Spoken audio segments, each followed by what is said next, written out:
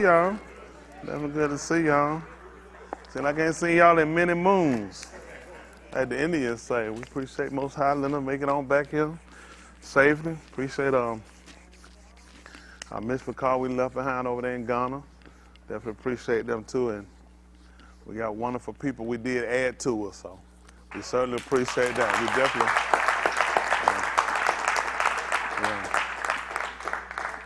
definitely added good people, so we certainly appreciate them, and I told them they got added to some good people too as well, so we appreciate Mr. Yahuwah and everything he is doing, has done, and is going to do for us.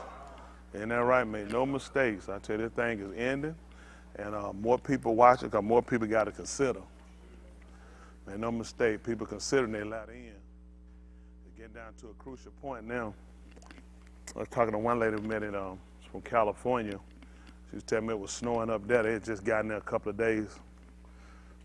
Well, I guess the day we were leaving, they just got there. So she told me in California, they expected the snow to melt in July. Yeah, over near Reno, Nevada. That's a long time. Estimated time for melting is like July. I tell you, people don't know it's time to start considering turning your life around. I don't know what it takes. I mean, for everybody, you know, we don't play it around so long now, people just keep forgetting. They keep thinking all these things are just, you know, unexplained phenomena. But Mr. Yahuwah is talking. Whether people want to listen or not, they'll hear him at the end. Like he said, at the latter end, you'll consider it. Make no mistake, you know, it's only because he's trying to get those that he's already Mashiach or ordained to salvation, and those that he's looking to try to persuade to come over. But at any rate, those of us that know him, know their might, we know we ought to be considering, because it's just a matter of time it coming our way. It'll come to test it, to prove it, to see where you're at, what it take for you to break, and will you keep standing. So I tell y'all, and I told you before, and I ask you, why you here? And in saying that too, you need to consider your latter end. When everything that you can do, you can't do it no more, and come down to a certain hope, what you gonna do then? I did get a call when I was going about Cedric Sim. He used to be a minister here with us. He's in he's kind of critical condition in Piedmont Hospital. He had a couple of strokes, so his wife did call me. I told her I was in Africa, but I touched base when I got back. I gave him a call, waiting to see how he's coming along now. But a lot of us have served together and separated for whatever reason that things have been. You could be here outside, don't matter where you're at. When your time comes, you coming. It's just about where you got your foundation laid. A lot of y'all remember Cedric, don't you? Yeah. Yeah, it served us a long time. For a whole lot of y'all came, we was in. Whole family. As time go on, you know, things happen with people, and people grow or whatever it might be that they do. But at the end of the day, you better consider your latter end. That's everybody.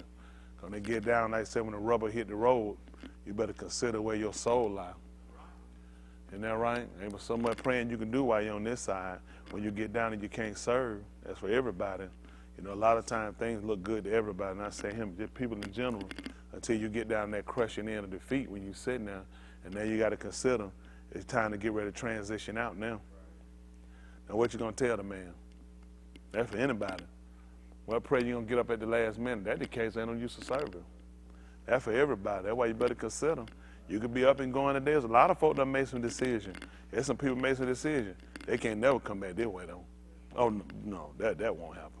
That's just how that's how Mr. Yahuwah ordained it. That's for everybody. I said it that way for myself.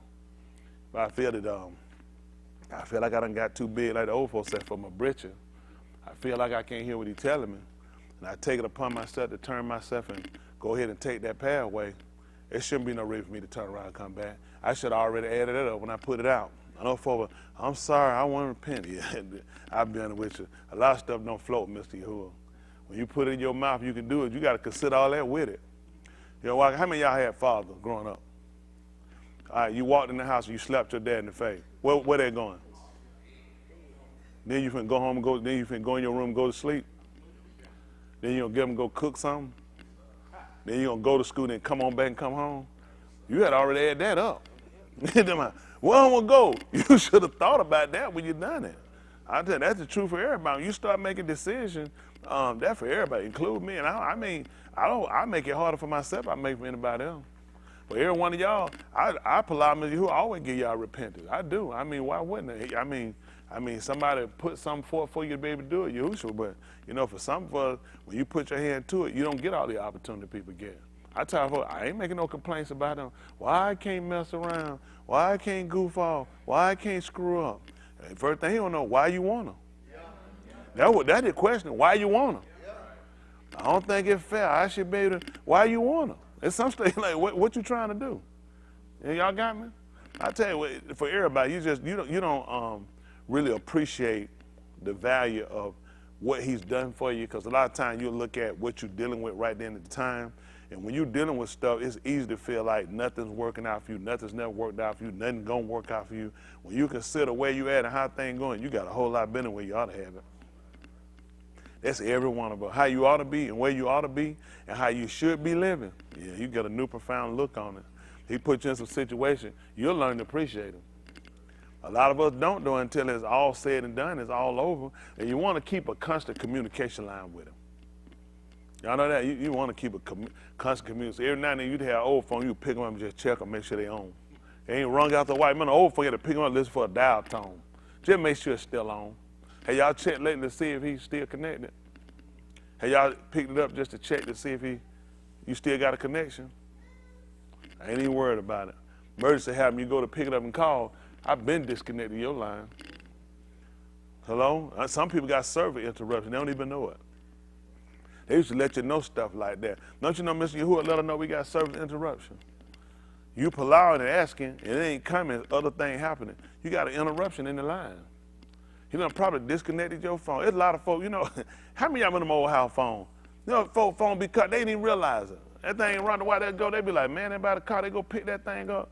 That thing disconnected. I didn't even know what this. That's where you at with Yahuwah, you just don't know it yet. You don't get in one of them real crises, you gonna look to go and call on him, he's not gonna answer. See, he's sitting around, it's unlimited people he answering. Because the people won't hear him, why would he hear you? It's bad to want to call him and say, hear me now. What you been doing? Hello? Okay. I remember years ago, you were young, you fall, you hurt yourself. Old folks said, one nothing but the devil. They wasn't saying the devil messed with you, they were saying that was that devil in you. You remember something, wasn't it? You get hurt every time somehow where they holler. Why you laughing, Aunt Smith? You remember that? That's how old folk was. Somehow you went around and fall, hurt yourself. They said, get up, ain't nothing but that devil in you. You're like, goodness, every time I do when I get hurt. Y'all, how many of y'all remember old people saying that to them? When they had it, man, make you worry, like, goodness, that's ain't nothing but the devil. It wasn't like the devil messing with you. They're saying you the devil, you got the devil in you. So you let something happen to you, you say, God, the money. They kept it in your mind, make you think about that thing, make you consider. But we didn't consider enough to repent. But Mr. Yahuwah done put us in a situation now to where things that happen on the rise now never happened before. You can fool yourself and act like it's not. You never seen it. Nobody living. Let these folks tell you them lies. Y'all been living on, y'all done seen this stuff out here before? Have y'all seen where it snow and hit the desert and here it is snowing since what? Early March, and it's predicted to melt in July. When you ever seen some stuff like that? How many of y'all in Nevada? How much snow go in Nevada? Only Mr. Yahuwah. Only Mr. Yahuwah. Why? He's trying to get her to consider. Consider our latter end. That's just being honest. We go a lot of times. I know some of y'all, you get repentant when you'll get the repentant mindset when certain things happen. But you need to keep a repentant mind state before anything happens. I used to do that. You get that repentant state when stuff happens. Once you have it before something happens. Hello? I'm telling you, after a while, see, it get old for, you know, when you're a babe, there's a lot of stuff you can do and repent. You can repent, you're a babe, there's a lot of stuff you can repent. Then you get to a point where he's mature you somewhere to worry, realize, yeah, I can't do that. It don't even sound right coming out my mouth. Some stuff you said just don't even sound right. See, that's the whole purpose of Yahuwah coming, to give us information. See, he realized a lot of things that happen with us, we lack information. So you look at all these different generations, these two adopted men wiped out, well, for what purpose? So he could try to warn the one coming behind him. That's all he's trying to do. He's trying to let us know. He was trying to warn the people coming behind him. What's going to happen to us if we continue the same way? Listen, this man destroyed 24,000 people died from fornication. What is it to kill one? This man killed 24,000 people in one day, and for one person to just really consider. If he called them people, it won't be nothing to kill me. 24,000. You take that many people? What if he'd just killed maybe 5 of them, or 10 or 20 or 30, maybe 100 people? He said, no, it'd take that many. Somebody said, all them people had to die. That's what it's going to take to make you change. So you got to consider, if all these people had to come through and be forerunners to get you to consider, to get you to turn from it, what's got to happen to you if you continue? Hello? Even the writing has to say, shall we continue in Kataim that Khan may abide? Elohim said no. He said it makes no sense. Because that's been the mindset of some. That's the purpose of why churches are being built all over the world. Because churches give people the mindset that that's what he died for. If I go commit adultery on my wife, Jesus already knows it. When Jesus was up there, he said, this for Tony if he go humping on his wife. I know he's going to do it. That man didn't do it for that. He paid for what we had already done. But those that were going to come in without knowledge to get us to a state till we get knowledge, he didn't get us to a point to where we can get knowledge and we still go out here and we commit sin. Right. But unfortunately, that's the mindset. And a lot of y'all, when I said a lot of y'all in here, out there as well, you still got that Christian mindset. You tried to do better as a Christian. Now you come on, you get information that Christianity has a false premise that it's taking some things from us and it tried to make itself appear as though it was their might. And now you've gotten relaxed and you felt comfortable. But you'll do just like our forefather did before. They sat down and ate and drank too and rose up to play. Afterward, he just destroyed them. So you got to ask yourself, while you sitting down playing, it's just a matter of time for you to get up. He going to kill you. That's why I'm here. He just wants you to know that. Because a lot of time in our mind, we'll try to see, because it's just human nature to see what you can get away with, to see how you can get around something, and how you can try to play something. But make no mistake, he know all of us. He know everybody's intent. He know everybody's thought. He know everybody's behavior. He know everybody's practice. And then it's up to us to sit around, and he try to reveal us so we know ourselves. Because a lot of things you'll think you changed, you hadn't changed. You just learn how to do it a different way. And that's right. He got to show you that. You got to see that about yourself. Don't take it as, oh, he hate me. You need to see yourself. How you know what to change unless you see yourself? Because a lot of time out of your mouth, you will assume you're something. But then when he started to show you your behavior, you start realizing, I really don't measure up to what I'm saying. I'm honest to a degree, but once the opportunity presents itself that I can commit it again, I'm going to take it. So he got to get you the way he gets you from that mind state. I appreciate Mr. Yahuwah. I appreciate him. I appreciate the fact that I appreciate the shower in them here too. I want to say I appreciate y'all guys and the wonderful job y'all did over there. I appreciate that. Appreciate that. I appreciate that. Appreciate them being here doing it, because make no mistake, what we teaching, it got to go everywhere. That's right. And more people got to hear it. Just like you had to hear it, you was able to come. Some people can't get him. See, they done stuck that COVID stuff out there now. They won't let some people travel. Got to get that vaccine and other stuff. I wouldn't get that vaccine. I know Mr. Yahuwah make a way if I get that thing stuck off in my arm. I don't need it. Let somebody else get. Somebody get 2 of them.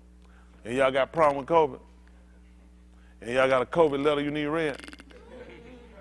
Go ahead and read it for you. That's right. Run on out there and get you one. You'll pay for it later.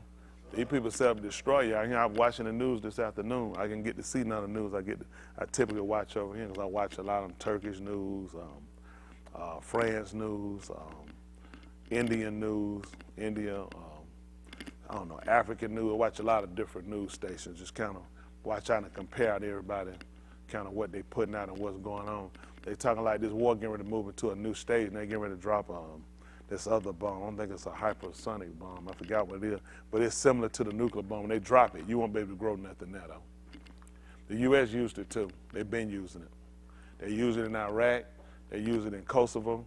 They use it on people. Now they're looking at Russia going to use it. It's amazing. These people can kill everybody they want, destroy everybody, lie on everybody, and nobody get prosecuted. When they come when they claim they got a warrant for Vladimir Putin's his arrest for the killing and kidnapping them kids, I would ask, I would pray that these people be so kind to lock up George Bush too, Bill Clinton, Barack Obama, Joe Biden. I just be fair with it. That's just all I'm saying. Be fair. I don't know how you're gonna prosecute one man, not prosecute another one. If the rumor be true, it makes sense why he did it though. How many of y'all familiar? They talking about how he kidnapped all those kids out of Ukraine. How many of y'all heard about it in the news? Oh, 1, 2. The other one problem, so they probably watching Tom and Jerry or something. I'm sure watching something more important. Everybody love weight, grace, or will. What's the great boy? Everybody gay but grace. What's the other one? Same thing. And everybody gay but grace, I think, ain't it? Isn't that right? It's one of them like that. But anyway, what I've heard, what was said, and it could possibly make sense in a way, that the reason why he took those kids out of there and why he took them out and he sent them over, brought them into Russia and gave them Russian identification and gave them Russian adoption paper. They said them kids were being sex trafficked. That's what they're saying why, because he did say that. He said, I was rescuing them kids. They saying, no, anything in the United States behind, it's not hard to believe that. It's not hard to believe. Because it didn't make sense that they just went and took all these kids and kidnapped them, took them over here and gave them Russian citizenship and adoption, and kept them in Russia. Because you're going to do something, why am I giving them Russian paperwork? I'm going to molest them, I'm going to kill them. Why would I give them adoption? Because don't forget now, America, they passed a law in the early 2000s. Putin passed a law, America couldn't even adopt no more, they kids. How many of y'all remember that? How many of y'all don't know why he said he couldn't adopt them? He found out they were having sex with them. Now what that tell you when a white man won't let a white man adopt his kid? Why all of a sudden all these white folks want to adopt our kid? He made a law, he made a law on that. He said they can't adopt no more Russian kids. They found them kids was over here being sex trafficked.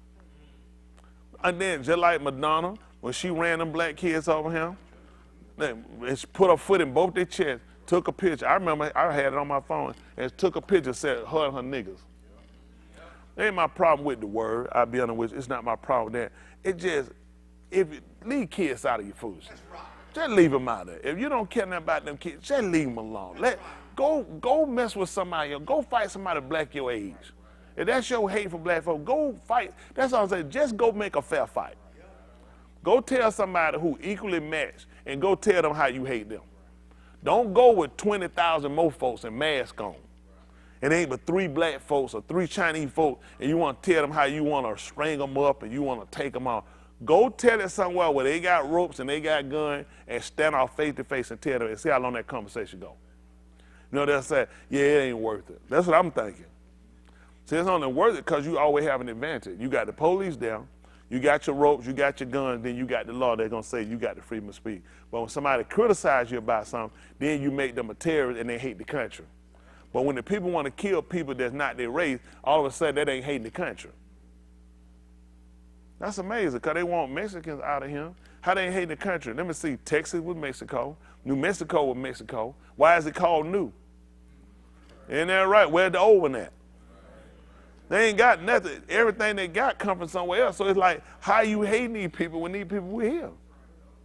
That's just, it makes no sense why we so dumbfounded with some of the stuff that we do, the fact that we allow so many things to happen. Man been on the planet too long for somebody to jump up and act like somebody new. Hate somebody just come up, like bring E.T. down here. I know you can't hate her. How you get E.T. make a move this thing, it don't live here, no paperwork, can't afford no mortgage. I didn't see E.T. because I think I was probably, when E.T. came out, what year that was? 83? 82? That was summertime for me. June 11th, summer came that next day, the 12th, June 12th. I know I ain't watching. I won't worry about no alien around nobody. I never seen the movie. I done seen commercials somewhere. I seen the thing, they had like the thing on a bike going home. They holler about E.T., phone home, the thing. I seen all that stuff. I went into that. By that time, I was 14. I was grown. That was a kid's movie. You know what I mean? Once you done been to the club, you can't watch that movie. It's somewhere your mind got to be when you go to the club, and E.T. went in. So I missed a lot of stuff. You know what I'm saying? I've heard of the movie. I'm sure. How many of y'all love the movie? How many of y'all love the movies? Now we ain't gonna act like, now care what you do. 82, you was a grown man. How was you in 92, in 82?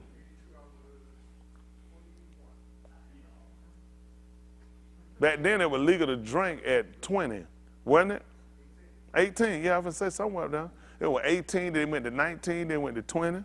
I can tell it was legal for you to drink. What, y'all like 14, 15? Now, what was the legal drinking age back then, dog? I can tell? 18?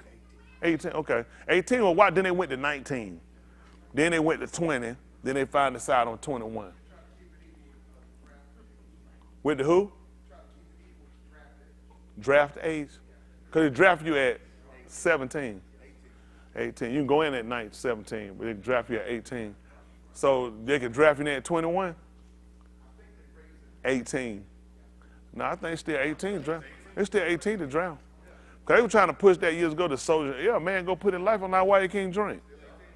Ain't he ought to be able to get him a gun. How you going to give a man a gun in the military, an assault rifle, train how you then get back here and tell him, yeah, you ain't old enough to get no gun. So you need to be grown. You need to be grown. You know what I'm saying? You need to be a certain age when you get a gun, you walk around with a gun. This bastard got a clip. He got all kind of stuff. He got grenades. And now he can't have a handgun. You know what? A lot of soldiers come back, they don't even get a gun. They be like, after they get it, it's about the dumbest thing I've heard, but I mean, it depends on your situation. On that heard too much shooting. Well, I ain't never heard too much shooting, don't want no gun. That make me why I need one. I done heard too much shooting. Too much shooting don't make me want one. Too much shooting make me want to get two of them. Yeah, too much shoot, two guns. Y'all got what I'm saying? I don't know what folks think about it. I got some of y'all Christian loving heart folks in here too. Yeah, I don't want to hurt nobody. I don't want to get hurt. That'd be my biggest thing. I don't want to get hurt. Y'all worry about not hurting nobody? No, I'm worried about getting hurt. Why I'm worried about them? Somebody trying to hurt me, why I'm concerned about them? You go ahead and kill me. I just don't want nothing to happen to you. Not my testimony. Y'all need to get that little thing out your heart now. These folks killing us out here. Now, we don't want to kill nobody. My end is, you just want to be able to defend yourself. You don't want to be the victim. Y'all got it? Don't be the initiator. You don't want to be the aggressor. Y'all got it? You just want to make sure when they aggress, they're going to degress. Ain't that right? Won't be no more progress. Isn't that right? That's all we try to make sure. At that point when you become aggressive, we want to make sure the escalation is that be the end. Like when them fairy tale, when they do like that, what they tell you? The end. That's all we trying to make sure. So I'm going to make this a fairy tale when I get through with you. What that mean? The end. And then I'm going to live happily ever after. Ain't that right? It's going to be all fairy tale. You had to be in one. But anyway, y'all all right? That's so. I seen the ex-member I told her to get out. I said back in here. Y'all just do what y'all want to do. Then I get hey then I send a text message about hey when the child. Why they? Man, I'm feeling all good. I thought the place was all clean and being fumigated. How heaven the child he get in here? Our number that low. Is our number that low? God almighty. We couldn't find no crackhead to come. It was a takeover. That's what happened, the takeover. That's it. Sons of Thunder and Justice. Y'all let them in. Who all got checks out while we're gone? All of them got checks out? I'm surprised. And the nerves still up there. Who won? Everybody. Who was he racing? Except Danielle. Except for Danielle. He ain't take Danielle. Why he ain't take Danielle on? She a good member. Why her that got? I seen one text. I was looking at some of the text messages because our time different. And it said sticks and stone may break their bones. Somebody told her to kick rocks, and somebody told her to go get some sticks and stone and break her bone. I said to myself, what's going on around here, the violence? So hold on, who all got their name on the board? Alicia, your name came on the board? That'd be a check. Who else got their name on the board? Who all got checks gone? How you get checks off? Don't just being nice. We know better than that. Laughing at his joke. Are you serious? He taking out 2 checks for laughing at his jokes? These folks laughing, he ain't even saying nothing. Y'all sick. Y'all sick. How many checks he took out for you, Lenita? 1 check. Princess? Princess said y'all supposed to took out checks for her. He said, exactly. He said, a lot of nobody get checked back. He said, just watch it. He said, leave again in July, so y'all in trouble. How many of y'all was on eggshell trying to hold on to y'all membership? Goodness. People thought they were going to get rid of you. They were coming for you. I was emotionally abused. Abused her the whole time. Why was y'all abusing her emotionally? Keep on edge. Get too comfortable. That's scary. Well, we try to be back trying to help it. Joanne, did you get your check out? You ain't get none on? You probably had one on, you remember I tell you? You thought I forgot about it? All on that plane, I was sleeping, it's saying, check. Yeah, make sure we get that check. But yeah, definitely miss y'all. We get ready to try to talk with y'all. So then there's some folk out when I was gone, they still out. That's that new COVID. Danielle ain't been. What you try to tell her? We're gonna miss you. Wow. Cookie said, you said, oh, we're going to miss you. He said, you ain't going to be here anyway. Wow, but y'all are rough. Woo, y'all a rough crowd. But again, you know, we appreciate Mr. Yahuwah doing everything he's done. Appreciate Bosh that was a big help to me. Him and Dave helped me, got me in food scene. But all I can do is just pray and just try to get my life back together. That's all I can do. And all right, boom! Yeah, y'all love the chain. You appreciate it, though. Appreciate it. Go ahead, we signed the Katos Raw. Talk to y'all a little bit so we can try to.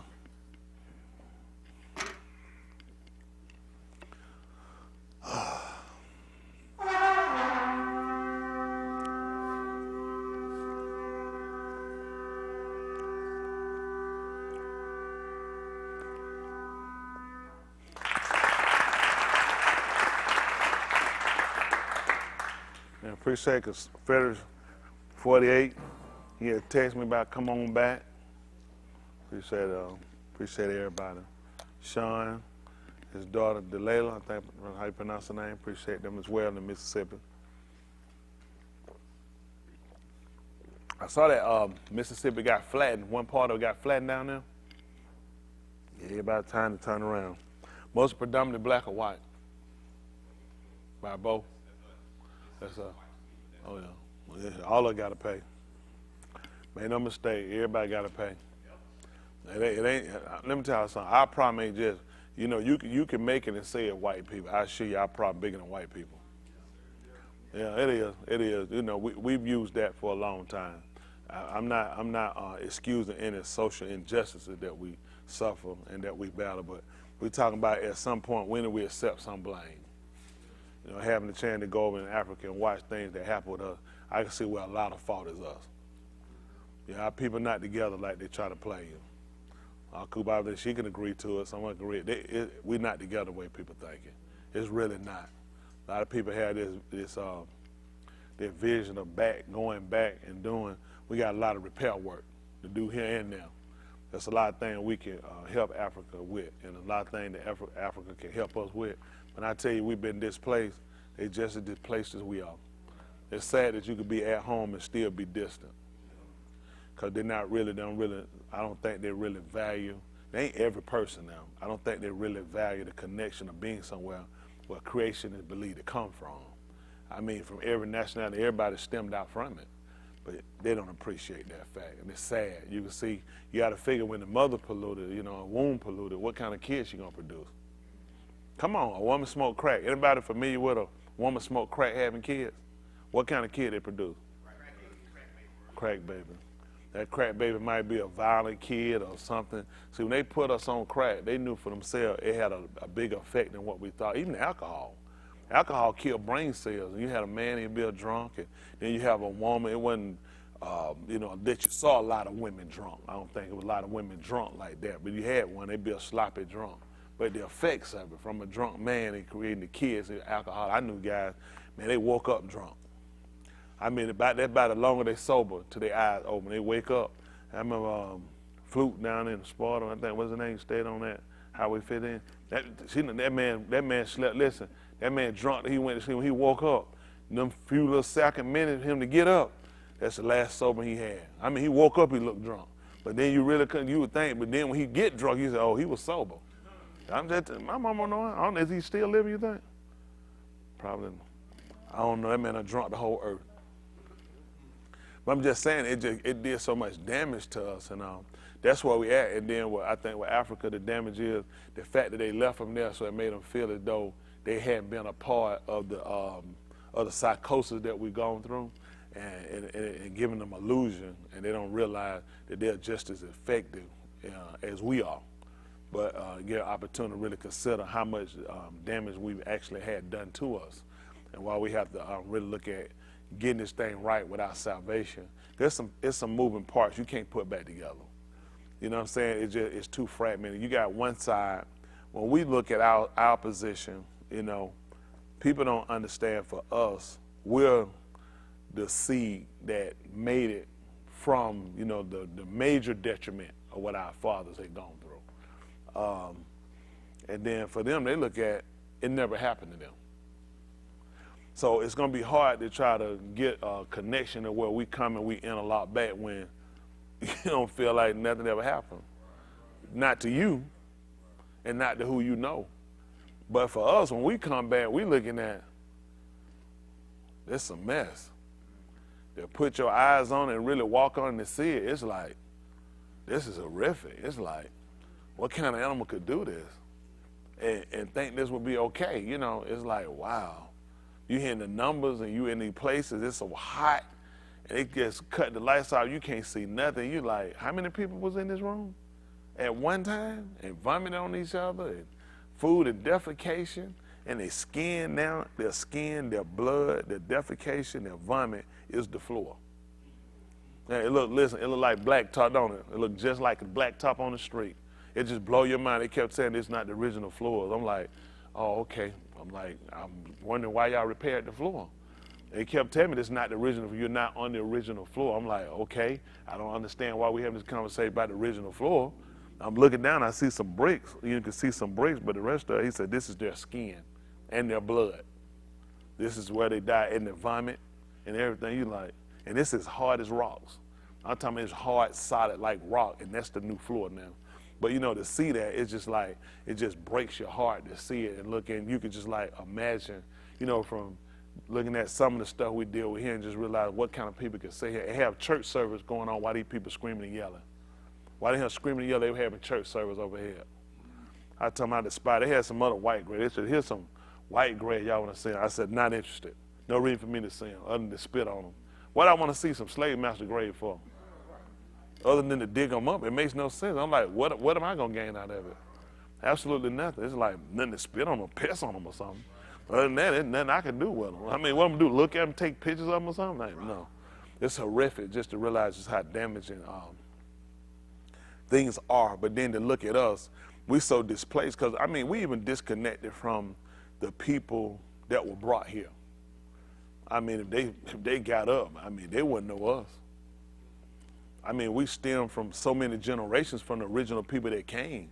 Y'all got to remember the original people that came were dropped off on islands, Jamaica, Hades, and Dominican Republic, all these places, they were dropped, all these people were dropped off. All these people were dropped off and left, so now it's a divide. And these people got the cheat sheet. I know who you are. I just asked you something. I'm just curious, what nationality? I know you're black, but you know, you're like, oh, I'm such a, interesting. Because I know the truth. I know the truth. You know something you trying to find out, you trying to figure out. So the way they set us up, I can just see where it's a hard job to reconnect us back. It's harder than what you're thinking. It's really hard because they don't look at us the same way. They really don't. They don't look at us the same way. Everyone just as a whole, from what I saw, they don't look at us the same way. I think we looked at more as some people that had an advantage in life, and we came into some wealth, and that our wealth should be distributed back there. And not, you can see that. You getting shook down. You made no mistake. You getting shook down bad. You getting shook down bad, and they're gonna play on your sympathy. They're gonna play on your sympathy and your stupidity. I said, we got some good ones now. People, we got good people. Made no mistake, we do. But I just see, it ain't all of them, but you can just see where it's a large movement of you getting broke. You get down. Them white people go down, they don't listen. They don't approach, they don't attack them, they don't play that junk with them. They just as safe and nice they can go. I asked one of them, I said, I was just curious. I said, so what were y'all told about this whole slavery situation? They told me, what they were told was that white people helped. That white people brought education, they brought in financing and religion. Yes. They don't view them the way they were viewed. No, they just don't view them that way. And you got a church and no windows. I mean, I'm just looking like churches. I mean, I mean, even just dirt roads, just going to churches. You like, I'm like, but that's how they keep him now. White Jesus is love. He's renowned. I never seen white Jesus. I can't remember last time I seen a white Jesus. Him, man, he on a bus. Oh, y'all laughing. White Jesus live. You laughing. I'm talking about he whiter than white too. Yeah, that Jesus. I ain't never seen him before. I saw that's that. That's him. But I knew that was him. I mean, because the psychosis is still there, and that's the detriment of why people are not being free. But and I can see that being for the reason we still hadn't got to a point yet where we're broken enough to acknowledge him. That's why. And it just takes, but they're not looking at why is it starvation in Africa. They're not looking at why it's droughts. They're not looking at any of this because they keep looking to the same God. He's not answering. That's just been, he's not answering. It ain't just that South America. It's not like go to Jamaica. They love Jesus. It's not a place where they got it don't love Jesus. He revealed. So when they see white people, they automatically assume to say one is bad is to say Jesus is bad. So, I mean, it's a good, if you look at, I mean, it's a good psychosis they used on everybody because, I mean, he can walk any way he wants. And everybody more or less look at him and just say, well, you know what I'm saying, it ain't all of them, they're good ones. And you don't want to offend because then Jesus, then they look though they come as help. And people know where their boundary lines at with that, but they don't know why, we don't know why our boundary lines at with each other. We treat each other bad. We treat each other bad. We rip each other, and I'm a believer, and I said before, I don't know how the so-called Negro nation could treat any other nation better until you learn how to treat themselves. I mean, to be honest, I don't see how it doesn't make sense. And that's why it starts with us. If you look at the commandments, all the commandments came, it taught us how to live. It never taught us about, where do we have writing to teach us how to live with other people? It didn't taught us how to live with ourselves first. That's right. Because you're the first people that see each other. That's just being honest. I mean, it's just thing. I mean, in with Yahuwah, he asked you about, he said, how you going to harm me? You ain't never seen me, and you hate your brother who you see. He even told you that. He said it makes no sense. How does it make sense that I have affection for Yahuwah, and I've never seen him, but I hate you, and I see you, and you made in the image of. And see, our mental is so damaged, and we don't know why he put such an all on us, because we hadn't fully been broken yet. We haven't fully been broken.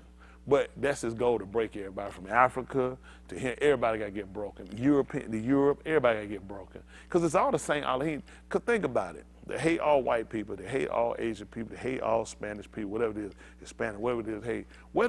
So we have to believe that everybody came from some other Elohim. You can't believe that there's one. Okay? Hey, but one Elohim made any of them. One Elohim made everybody. So who made these people? Anything we do, we can hate the behavior. We can't hate the people. Y'all got it? Not as a race, because look at us. I mean, we terrible people. Look at how we've done look at our family, look at our home structure, look at our kids, look at the thing we've allowed to happen. Terrible people. At some point, let's go with everything that they've done to us, from the food to the medicine to the drugs and to everything. At some point, you have to take responsibility and say, what part did you play in this? How many people today don't know the effects of crack? They don't know crack is detrimental. Who you think don't know that other than a baby? What adults you think, I don't know nothing what crack is. I have no idea. So how many of y'all think the knowledge of crack and the detriment of crack just came in today? Last week? 4 months ago? How long you figure this in? Crack information had been out for I don't know how many. I wouldn't probably go back there when I first started selling crack. 1987. You said 40 years? About 40 years? That'll put it back to 87? 83. No, crack cocaine. We ain't know about it. No, in 83. No, not with him. No, we ain't know nothing about crack cocaine. I'm saying now who did. Now California did. Now California, but they had it called freebasing. Yeah, that was a rich man drug. They were snorting. So we didn't know about the Fed because cocaine, they used to call it a rich man aspirin. So that was predominantly white people. You know what I'm saying? Rich Hollywood black people. Then New York and other places, it started stemming around. They didn't make cocaine where it was affordable for blacks. I see you looking, what year you remember crack cocaine? Yeah, I could believe they was smoking it back then. Yeah, I mean, and then heroin. Heroin would be in the 60s. Sir? The Jamaicans. Jamaica. They started it, not Escobar, but I know his name, I can't call it. Another. Prison now, 'cause he was, Noriega. no, they arrested him before they arrested Noriega. Okay. I don't remember who that was. Who was that? I thought we was talking the other day, and I told them his name, and they looked it up and they found it. Okay. They had him locked up underground in Virginia. Okay. Was that you? Yeah, I'm telling you. Yeah, Virginia. Do you remember the name? I forgot. Hold on. Well, how was it you, big man? Ain't nothing changed. Ain't nothing changed. Come on, big man. Oh, that was in vain, that man, that you take that. That man told me, yeah, he just asked, who that Tyler gave that? He said, yo, he said, what the name? He said, I don't know that name. Yes, sir. Carlos, no. Carlos Escobar. Not Carlos Escobar. Carlos Linder? Yeah. Oh, Leader. Okay, I never heard of him. Okay. He was the first one that they caught. They caught from the He cartel. was so high when he got here that he didn't even know he was here. Mm-hmm. He was just out. Yeah, there's a lot of these guys went through. But he was talking about crack cocaine. We knew crack cocaine. They weren't calling it crack back then. Them boys were freebasing. Cause they were blowing up with that stuff. That how Richard Pryor, he blowed up from China. Cause they didn't know they didn't know what they were doing. That stuff exploded on. That's how Richard Pryor caught on fire. See, back then they were calling it freebasing. Them guys didn't know what they were doing. That junk blew up on them, trying to cook it and do it. I think first time I cooked crack cocaine was probably back in. First time I was sitting around with them. That probably about 1985, somewhere like that. They were cooking in tubes back then, test tube. Get a hanger, you cook it. Call it, bring that thing back. Back then, fooling around then and doing it. Never smoked it though. That wasn't my thing. Just cooked it. I was always intrigued. And later on, they helped me out become a nice little fella. Put a little money in my pocket from it. But anyway. Just look at how detriment it became over time and the effects of it. So eventually our people learned it was harmful. I mean, when Rick Ross in California was arrested, people knew that it had been put in to infiltrate our neighborhoods and destroy our kids and our family. At some point we should have stopped. At some point we should have stopped. I mean, so, even with, listen, I'm not alleviating the white nation or any wrong it's done. But at the same time, we're going to have to sit back and start looking at, so when do we take responsibility? Right. Early pregnancy. Right. I mean, at some point, when do we take responsibility? So if you know it's a problem, you educate against it. If somebody in the neighborhood is a lot of kidnapping, what do you teach your kid? Don't talk to strangers. Stay in the house. Why are you doing all this? Because you learn the danger and detriment, so you start doing alternative measures. You start taking guard, watching out, forming groups where we'll start watching, we'll start riding. So you're trying to get out. Why we didn't form groups to stop this? We could have formed groups and we could have ran these people off the street. Back when it was early, we could have stopped it. Now you don't let it get now where you don't stand a chance to stop it. But we could have stopped a lot of this where they learn it can't be done here. You know what I'm saying? Parents watch. Parents on the street correcting kids. So at some point, we got better responsibility. Look at, we're losing our kids. We've lost our kids because we will out in Elohim. The same thing we got to look at now today. We get them some of this to their point, but how many of us really constantly keep reiterating the importance of their salvation? The importance of them getting it done? You're going to lose them. What y'all think happened when they meet up with these other kids? These other kids not listening to Zamar? They can't listen to music. These kids watching videos. These kids got conversations. These kids already active and going. So these kids looking at they behind. They got to keep up. You know, like a nerd and an art ball. So you got to be knowledgeable about what's going on. And now we lose them. We got to keep reiterating why.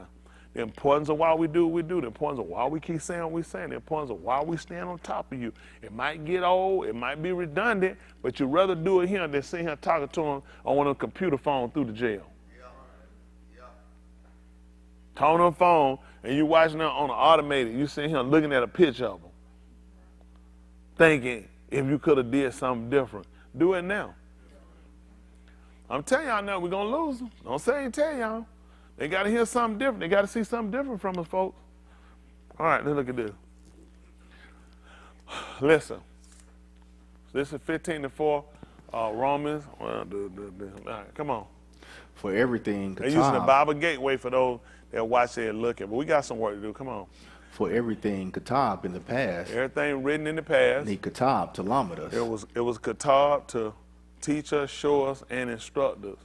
So that through the encouragement of the Tanakh, we might patiently hold on to our Yakal. So, I mean, when we look at encouragement, I mean, even with the rod hitting you, that's encouragement. Because it moves you or deterring you from something.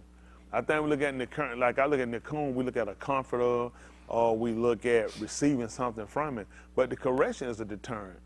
Why you think we have more writings in our first Berit about the destruction of these people more than the benefit they receive?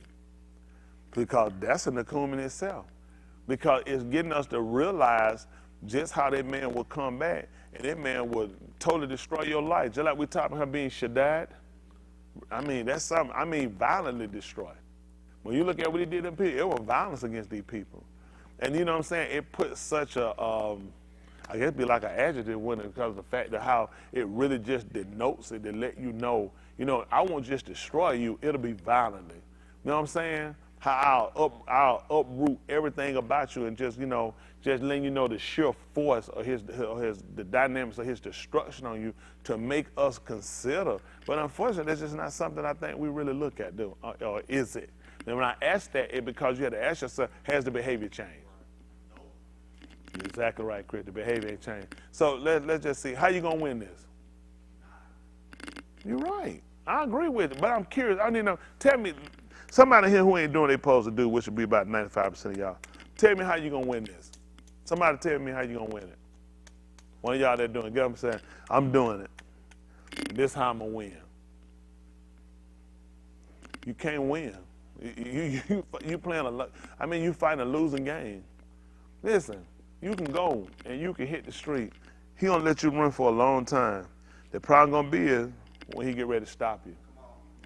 All of us in here living today, it was some people living for all of us. All those people, I'm talking about, let's say 120 years ago the people living. Where are they? You sure they in a nursing home? Probably enjoying their retirement.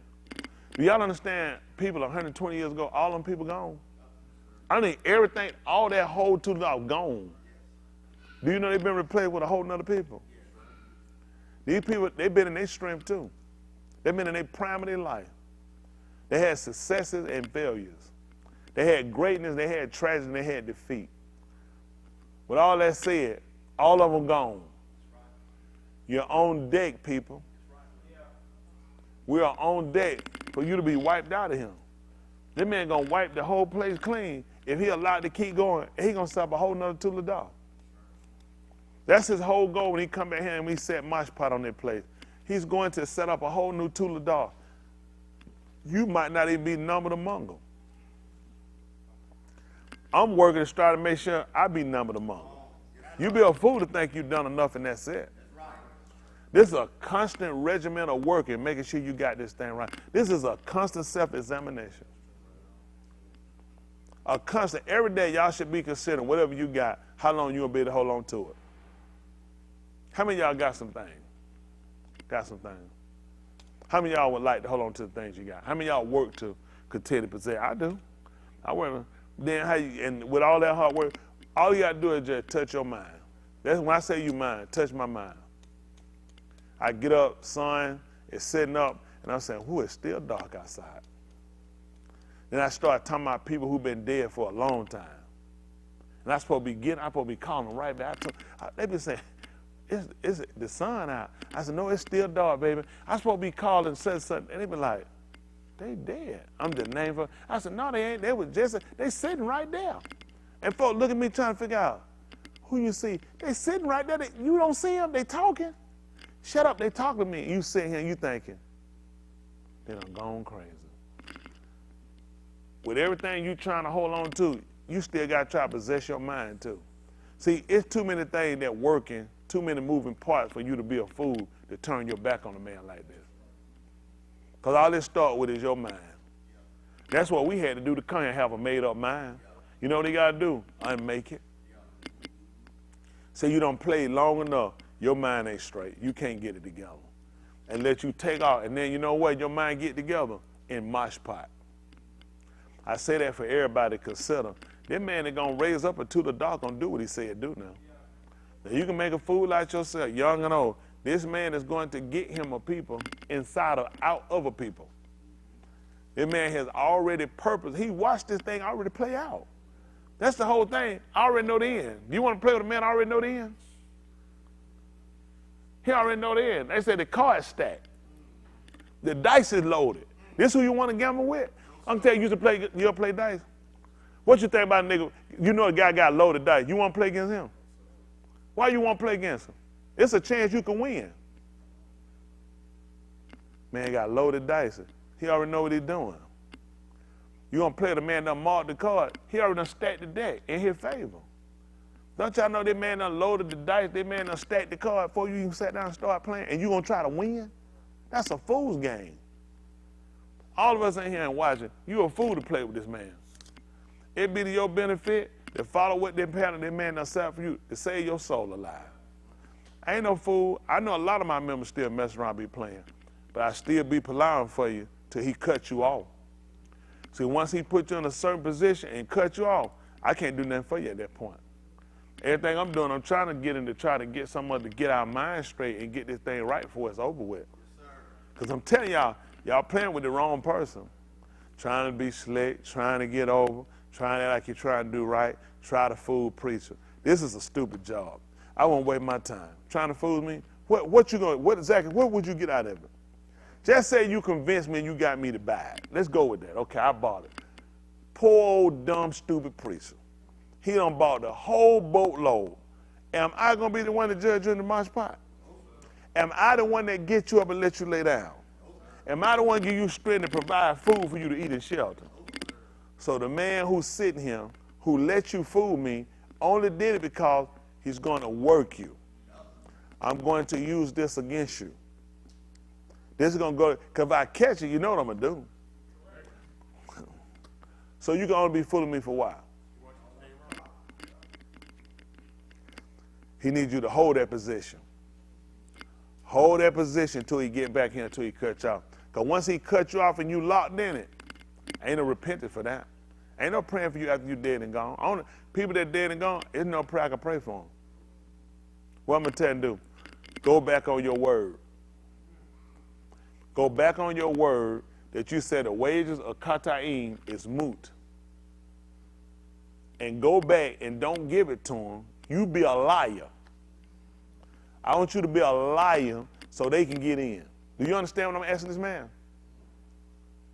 I need you to be a liar and let them get in, although they didn't earn it and they didn't get it. And once he tell that lie, that'd be the last one he'll tell. I gotta throw that in there and let that be the last lie you tell. Or I say, it's some more. Like the man said, it's some more in the wood. I'm gonna need you to lie some more. Then I'm gonna go and tell him he's the Amat. And I'm gonna tell him to do something for me and don't turn back on their word from it. Why shouldn't I? I did it for them. And I'm used to stopping now. So we do some things that's just not practical. Y'all understand what I'm telling y'all? It's time for us to be practical about our salvation. How serious are you? Hello? Yes, sir. How serious are you? What you willing to give up? What you willing to do? Yeah, that's a good answer. Because I'm not hearing it. Hello? It should be. Let's get Romans the 8th chapter. Let's see something. Romans chapter 8. We're getting ready to go into Muhard, be time to get ready to take that cup. And boy, y'all gonna be messed up. Y'all gonna be looking for a line so you can get up here. I need to get up there and get, nope. These are things we already need to be considering daily while it's called Yom.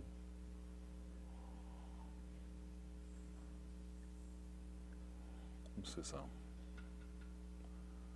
8:1. From a time, let's say, listen.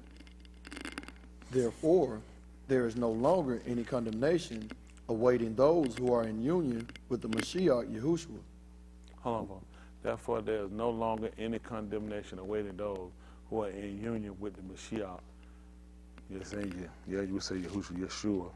You're saying salvation, the anointed of salvation. So now, the key word we're looking at, know. Can we look up what the definition to know is? Permission not granted. Not allowed. Who knows? Because they said no means yes. Oh, they said they raping women. What is no?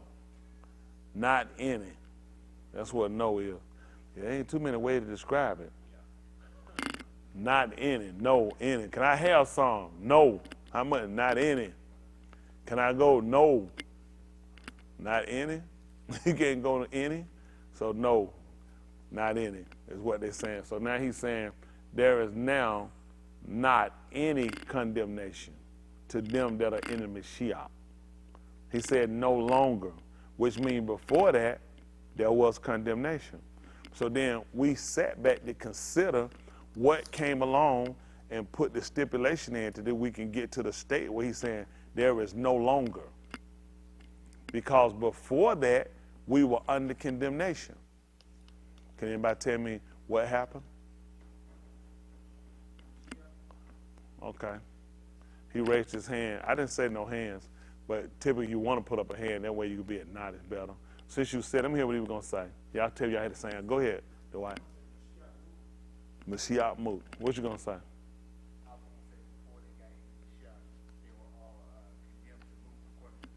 They were all condemned to moot according to the Turah. What you going to say, Chris? When they ate of the Pari, they moved into condemnation. Well, we know in condemnation, we're looking at the situation of not being in it anymore. That's what we're kind of looking at. Give me that 7th chapter, that same book of Romans. And remember, how do we understand everything? As a man. There's nothing that don't take anything away from our nashim, our women. It's just when it says a man. Typically, they categorize it as, dealing with the male, because the woman will come out, it still covers the woman. We look at it as a man. So we deal with it as human beings, how our logic. Okay, so we look at the way our logic operates. So you're telling me there is no more, now it's no condemnation, then I have to be able to understand what moved me into that state. Just like if somebody here know they're doing wrong, I say, you know what, you're all right. You saved right now. You be sitting there saying, I don't feel saved. How could I be saved? I appreciate you saying that, but I know for myself, so there has to be some convincing. Y'all got it? And that's why we go back to look at the debacle, because the word gives us our convincing. You need something which we'll look at that justifies. Because you got to remember, feelings, emotions come up. You need something to justify you. You don't want to just, when you're feeling good and it's the right word, like, man, I'm feeling good. You need something that actually justify. We're talking about condemnation, salvation. Okay? So we look at it. This is Romans 7th chapter, verse 1. Listen. Surely you know, Akeem, for I am speaking to those who understand Torah. See that? He said, surely you know. Know should be up like this, the root of knowledge. You know what I'm saying? Having knowledge of, surely you know you have knowledge, right? So he's speaking to those that know the Torah. So I'm speaking to those that have information about the Torah. And that the Torah has authority over a person only so long as he Kai. Let's see what authority means, please.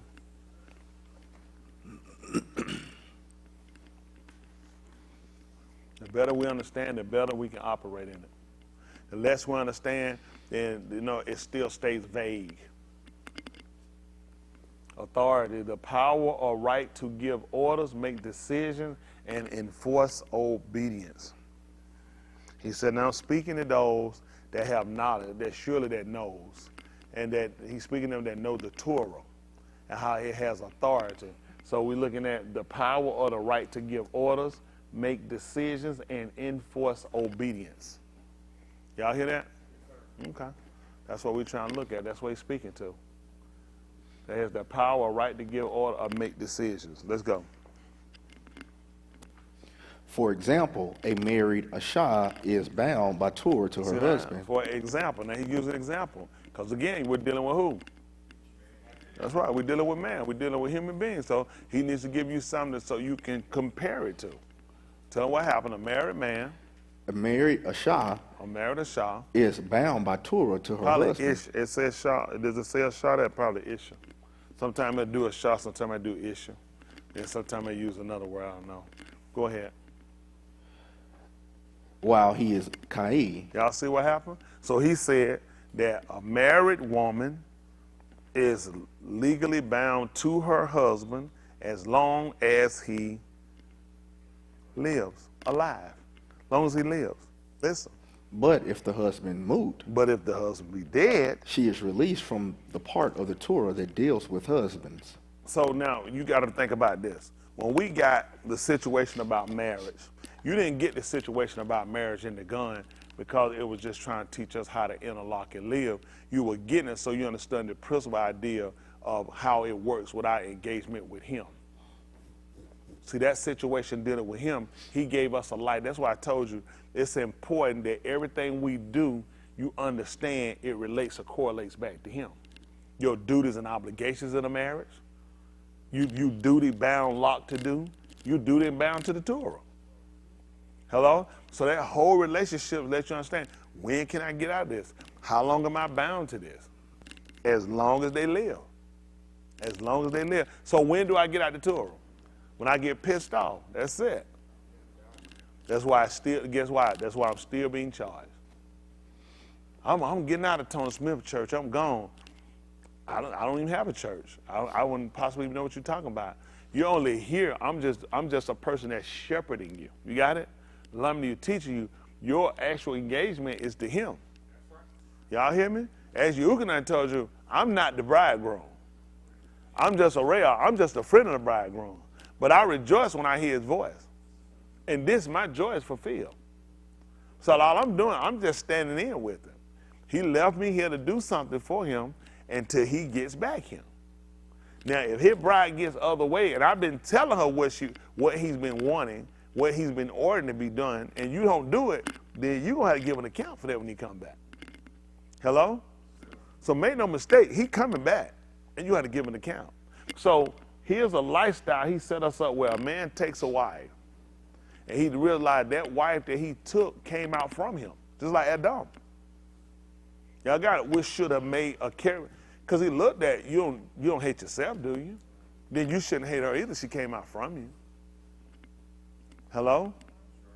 He said, a man love his wife. He said, if a man love himself, he'll love his wife. That's right. You ain't gonna believe why Yahushua love us. Love himself. Wow. Wow. Especially look that, you came out from him. Think about why a woman love a child so much. Where did it come out from? You ain't gonna believe it. She could see herself in the child. Okay, let's see. Therefore, while the husband is Kai, she will be Kara, an adulteress, if she marries another Ish. And you know what we were constantly being charged with? What was the charge? Adultery. Adultery. Well, it would always say fornication. It would be actually an adultery act for us. It would always, in time, it would always be fornication. He made with Jezebel, how she made her drinking the wine of her fornication. Because he would always refer these behavior back over to sexual immoralities. Got it? Because once a woman and a man are married, the only person that should be getting any attribute for should be them. That's right. My wife see me on the corner just peeling out $100 bitch. She be like, what you getting that hold that money for? I be like, well, I'm just getting, you don't be getting that hold that money. That's my money. That's what Yahuwah looking at, you giving out money, you getting out this other stuff. He look at, that's his money. You get out this servitude, you get out these emotions and cares to somebody else. He said, that belong to me. And he let you know that when you look at how a husband and wife can be jealous. He told Yahuwah who Shem is, I'm jealous. When I see, the only way to understand that was that you knew a man being jealous. He told us, you even got Turah set to tell you about, there was a Turah concern. There is a law concerning jealousy. That a cut was supposed to be taken. And you were supposed to give it to her because he feel like, I can't trust you. I can't trust you. Something you giving off vibes and signal that say, don't trust you. So to be sure, I need to put this cup in your hand. You know, in the book of Kazon, it told you who got a cup in his hand. And he mixing it up too. He going to pour it out on us. Because he told you, I'm jealous. Now, the man was supposed to give it to the wife. And when she drank it, if she had any infidelity, her belly was going to swell and her feet were going to rot. He said, and this it could give that kind of authority. That's what authority is. It has authority to do that. It can order that. The Turah say, take that cup and give it to her. Had authority to do that. So this is what we're looking at. We have to understand that the Turah regulates regardless of your emotional feelings or your ideas. See, a lot of us are good with until an idea spark in our mind, or to a feeling come up with something we want to do or don't want to do. But he has authority to do that. He's trying to tell you the Turah has authority over as long as you live. As long as you live. He even tried to tell niggas, he said, I'm the Yahuwah of the living and not of the moon. Then it makes sense. It make it much sense as a woman. It'll be some women like that. They'll still wear their wedding ring and still keep their commitment to a dead man.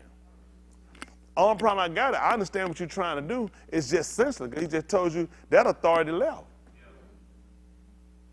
And see, what you don't realize when you're doing that, you're breaking protocol. It was supposed to teach you something. See, all of the duties that husband told you to do, you don't have to do that when they die. That's over with. And guess why that was important for you? Hands. Why? What you said? Go ahead. I heard them too. Separate what? Cut ties. Well, this is what we look at when he does that. It teaches us, regardless of how long the rule of vigor it was, once you've been released from it, you can't go back to it. Sin. Said I've been fornicating all my life. I've been drinking all my life. I've been smoking all, and you in fact you break it. But that's what he came to put. That's why he came to put it to moot. That's why, because see, this is why he said it would destroy it for lack of knowledge. And what you do is the equivalent of what a woman would do when her husband is dead. She'll still keep the ring, she'll still keep going, and she'll still try to keep her commitment to it. Only problem he had with it, I don't know how you could do it because he just told you what the Turah told you. As long as they live it. Now, you don't have to go get another one, but I can't keep no rules, no regulations about when they're dead and gone.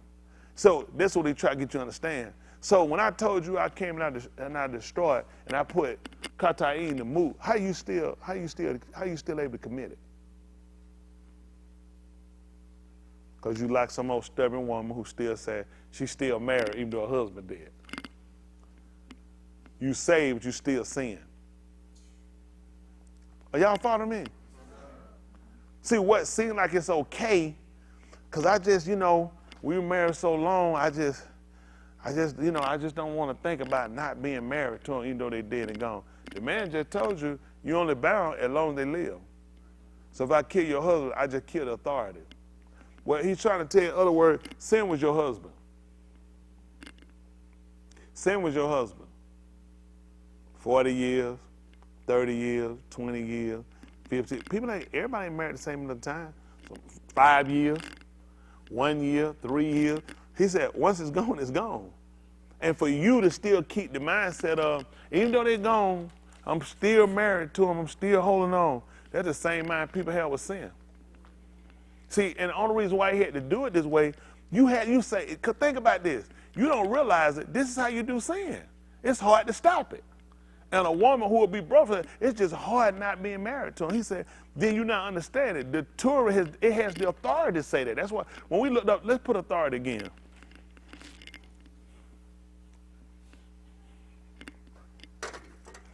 It has the power, which is the strength, or the right to give orders, make decisions, and enforce obedience. I'm forcing you to do that. It's forcing you to do that. How's it going to get you out of sin? No, okay, let's do this. So you'll understand it, okay? Power, authority to be able to do that, the order and obedience. So when they found a man, he was a lunatic. Breaking fetters and chains. Those are chains that lock around him. Fetters and chains to the leg and bound him in him. The man break them. Nobody can stop it. What Yahushua would do when he came? What did he do? He ordered to come out. So what he had to have to do that? To order that, to make that decision. He had the right to do it. And then he would close. Every now and then, you know, he would go lock himself. He would just break. He would just take the chain and just have. He'll just take like a couple of chains in hand. He'll just like he might just throw around the hand. Why did right quick? Then, could we say Yahushua actually healed him? Because we don't have any more right about him going back doing that, picking up chain, locking himself. It's just tie around leg for peace. Just for old time's sake. Would that make sense? Okay, told you he was clothed in his right mind. What state was he in before that? Naked, and mine were bad. And see, you don't realize when you're going back to this stuff, you're naked and your mind is bad. You're still in the same state. So it's a lot of things he did so we will understand. He's trying to show I got authority to do that. And you need to know what's the important reason you need to know that, because everything that goes in your life you feel like you can't break. That's why you need him. He has the authority. He can command obedience. He command obedience. That's just it. He command. Why do you think he was talking to the wind and why to the Kadim? And why do you think he was talking to the Maim? Come on.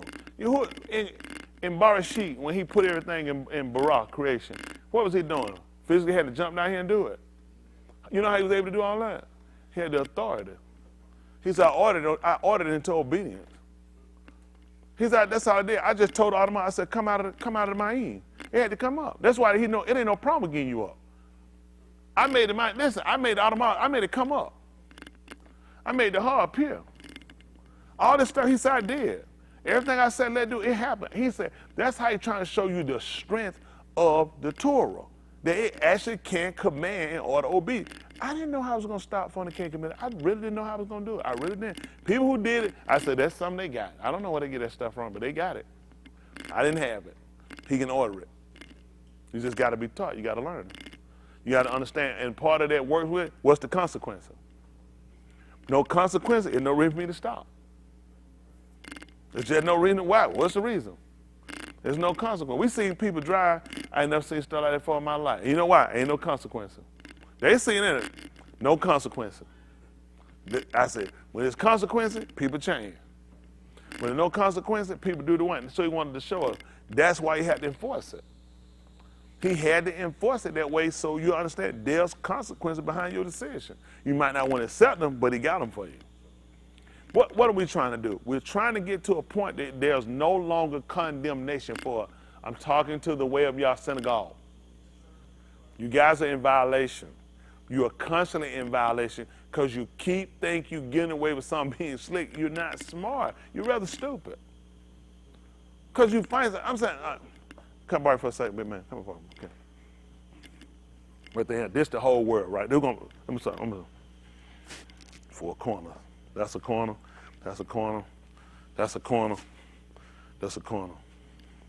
I want you to go somewhere in the world where I can't see you. Just go to, you saw the corner, the four corners, just go where I can't see you.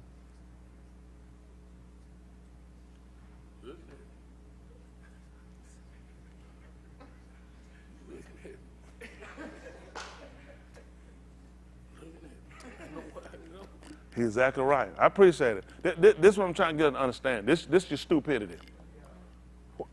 How many of y'all think I missed him when he walked? How many of y'all think he shaded at one time I missed him? He faked me. How many of y'all seen him fake me out? How many of y'all felt like he got away? I ain't seen it. Was at one point I couldn't see him. Okay, stupid. Now what make you think I see better than Yahuwah? That's how stupid we look. That's how stupid we look. The fact that he was doing the illustration, he's right. It don't make sense. Think if you use your head like that when it came to him.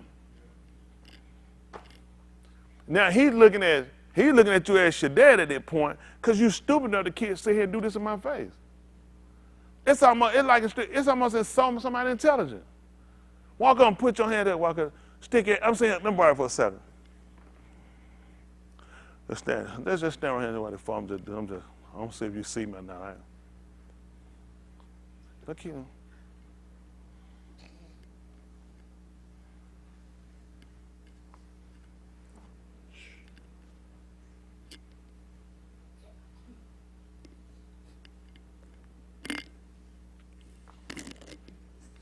Y'all think, you see me? It's just kind of social intelligence. There's somebody would do that. This is how you feel like we insult his intelligence. You insult his intelligence to feel like you're doing something, he don't see you. It just that totally insults his intelligence. Most of that'll really get you hurt for the fact that I can't believe you that stupid. I expect you better to let me set it down and you to try to do it, but the fact you do it in my face, that just utterly makes it where he really just more angry with you to really take you down. There's a lot of stuff we just don't consider. Where can you go in the book of Tyler? He said, where shall I go from the presence of Yahuwah? He said, if I sit in the Shawaim, if I went down into the uttermost part of the Yom, the sea. He said, if I made my bed in Sheol. But for some reason, we're getting away with something. We're sneaky. It's a good idea. It's smart. You just got to consider that. Well, where you going? It's like Tupac, all eyes on me. The man got all eyes on you. So it don't make sense for us to continue to keep living the way we've been living because we're trying to get out of a state of condemnation because that's where we're at right now. The way y'all synagogue, we're in a state of condemnation as a whole, not individual. So you got to look at the goal is to get the whole fold back to where you start functioning and we start functioning correctly. Because right now you kind of function, you're sneaky, still lie, you still try to get away with something, you still try to get over. You're still manipulative, then you try to look like you're honest at the same time. And I don't know how you can put all them characteristics in one and come up with I'm a good person. You're the same person, you hadn't changed that. But you keep doing it because it's only going to be to your fall. So I guess what I'm trying to do again about it is try to see when this thing click in your head to realize I need to get myself on task. I need to quit. It's a lot of energy and time it takes to try to fool people. Manipulate take a lot of time. Take a lot to try to make up lies and try to keep up with them, try to keep going. In your mind, you thinking, don't take me now. It do. You're just too stupid to realize it. In fact, you got to waste time doing it. Instead, you just go straight down the middle and do what you need to do. Do the right thing. This ain't a Spike Lee movie. Do the right thing. Not sometime, all the time. He see you. And the one that said high look low. Your day gonna come now, and your day gonna come, and he gonna manifest in front of everybody and show the folks, you're not doing what you're supposed to do, and it's gonna be to your utter shame. Come on, back up what we got right quick. I know what y'all thinking. I thought he'd preach something a little more happy than that. I'm constantly thinking about where y'all at. Well, not y'all, I'm thinking about where we at. Because the goal is for all of us to get it right. It's people out there watching who need to get it right. A lot of people outside, they watch, and they watch from the sideline for a reason. They're not ready. They're not ready to commit. They like me, I'm their man. Smith their man. I like Smith. Smith real, Smith straight, Smith my boy. I tell you, I like Smith. Smith my man. But they don't like me enough that they're ready to stop doing everything they're doing. For that, they feel like they deserve respect. I know where they at in their mind. You know what I'm saying? It's comfortable to them till they hear something they don't want to hear. Till something strike them on some other end, then they just got to take a break from Smith. But then they hear something they want, somebody else pills them off, make man, then back at Smith, they'll watch Smith a man, but they ain't ready for them to just totally commit themselves yet. Now what you've done, you fake committed yourself. Then you just came on and played. What they looking at is, I ain't trying to play with it. See, that's why I ain't fully committed, because I don't want to come on and be playing. You know they'll be saying something. Why you gonna come in and be playing? That's all you got. Why you gonna be playing? It's your soul. See, it ain't about committing here. It's about you committing yourself with him. Y'all got it. We just one small member of the body. It's just a place you come to. We teach and instruct you till you get back here. Do I preach myself?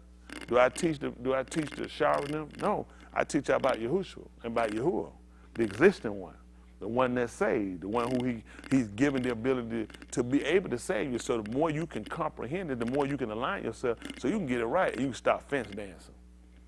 A lot of y'all fence dance. I used to chair dance. You fence dance. So listen, so this talk about her marries another, but if the husband dies, she is free from that part of the Turah. Now, see, did it free her from all of it? From that part, because some stupid person that heard they free from the Turah. See, I appreciate the writer who just wrote that. I'm sure they. So that if she marries another, she is not Thus, my king, you have been made moot, dead with regards to the through the Mashiach, Basar. so that you may belong to someone Else. namely the one who has been combed from the moot, in order for us to bear pari. Who bears pari? Yeah, ox, then the seed. All right, the ox, the tree, the seed. Now we're talking about dead. So something dead, what's our next step? Bury it. Say it again back there. Correcting Chris? Bury it. Got to bury it, because he just told you, we're talking about raising from the dead. In order to happen, it had to be a seed. That means it had to be buried. Why y'all think we die, we put you in the ground? That's right. See, what you look at as an end is the start. That's why we fear death so much. Because it's the unknown, and when I don't know how that works, but then you rejoice and wait on when to put seed in the ground. You know what I mean? The farmer ready to get ready to start planting. They ready to go put dead stuff in the ground so it can get live, so it can get life. So the whole purpose of putting us inside the cave, when put us down the barrel, is because he's waiting to give you life. But see, think about how we first learned this system. Was in the gun. And he told you about seeds and planting. It became something we did on a daily basis, so we understood the ability of a dead seed, no life, yet it could resurrect if you bury it. So he took you having no life and put you in the ground. How is it you can't get back up and yet you plant dead seeds? That's why I said Abraham really got his descendants from his moot more than he did from his living. Look what sprung up from him. Okay, go figure. Just like Yahushua, look what sprung up from him. Did all those spring up? He sprung up more when he died than he did when he was living. There was a multitude and crowd that followed him, but that's just being how many of them stayed. It took him to die. Hello? So is death the end for us? But typically we do. That's why, let me tell you something. This is why we fight. This is why we fight the word in a lot of aspects, and we don't more or less consent to it. And we feel like, man, I ain't trying to die. But that's the only way to live is to die. See, this is a process you can't get away from. You're going to have to die. So when you get a knowledge of it and how it actually works, it takes away some of the fear we have, or what we say the unknown. Let me see. Have any of y'all ever planted a seed before? How many of y'all planted a seed saying, I don't know what it's going to come up to. It could be anything. You raise your hand? Let me get that check too. I know it. That's why I won't raise my hand too fast. What kind of seed y'all plant? Let me get who had a seed they planted? You planted a seed, sweetie? Who else planted a seed? What kind of seed did you plant? Watermelon, and you were looking for what kind of grapes? The green ones, seedless? No grapes. What was your anticipation, expectation? Watermelon. And why would you be dumb enough to be expecting a watermelon when you plant a watermelon seed? That's supposed to come up. Okay, just trying to make sure. Just trying to make sure. So you see what I'm saying? So what are we looking to plant in the ground? Now we're going to look at planting ourselves. So if we made ourselves separated, if we made ourselves where our lives are conducive to be available to be used by the Turah, and when that life moots and that life is planted, what should come up? Watermelon? Grapes? Tangerines? What else would it produce? See, we can start taking some of the guesswork out. That's the purpose of him putting it separated. Just like if you took some seeds and dried them out, you won't put them with some seeds that ain't dry. You'll separate them. These seeds already set aside because I got them for a particular purpose. I got them for a time and I'm going to plant them. And this is the thing why he came to try to put us to separate us. When he told you when you sow your field, what all can you put in it?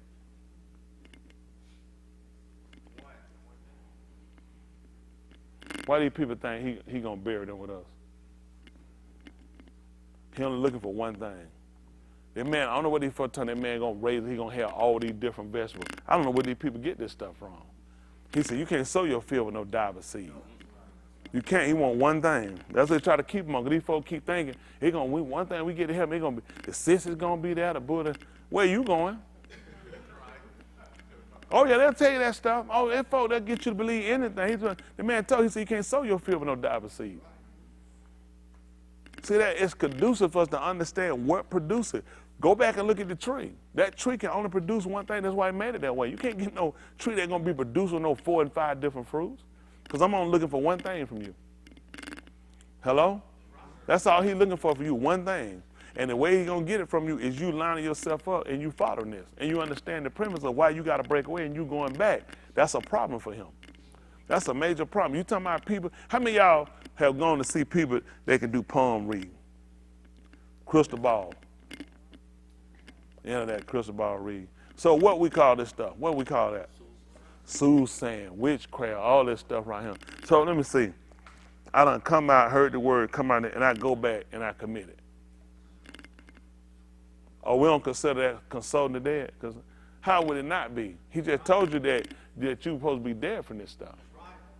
So there's no reason for you to go back to it. This is a direct violation. Okay. See, all the stuff, think about this. What do you think the purpose was of him allowing us to have people among us that was into this sorcery, into witchcraft? And then he said, put them to death.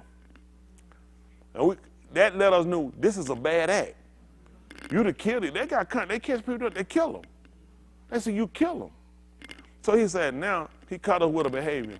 He said, that what it is you just did. Oh, I was just saying, I just didn't do everything you told me to do. He said, kill him. That's witchcraft. So now he made you first learn that this was a major violation. If you caught somebody consulting the moot, that these folks were actually talking to these people and conjuring them up, that means they were dead, and you went back and you picked them back up. That means I got immersed, confessed my katayin, and I done went back and picked that thing back up. He said, kill him. He consoled the dead. See, the problem we have is the way we see things ain't the way he see it. See, anytime he give you something, you need to take your time and pay attention. There's a reason for it. There's a reason for it. He wants you to understand it. That way, when he come back to get you, I know you know better. Hello? Let's see something. That 3 and 1, Colossians. I'll try to let y'all go. I want to say something to y'all anyway.